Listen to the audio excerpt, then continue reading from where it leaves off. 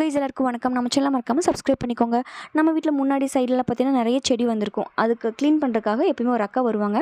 அவங்களுக்காக தான் 1 பாட் தக்காளி சாதம் செஞ்சுட்டு இருந்தேன். எப்படி செய்யுதுன்னு பார்க்கலாம் வாங்க. ஒரு கடையில் எண்ணெய் விட்டு கடுகு, சோம்பு, தக்காளி, பச்சை மிளகாய் இதெல்லாம் போட்டு நல்லா வணக்கிக்கோங்க. தக்காளி நல்லா பழுத்த தக்காளியாக இருக்கணும்.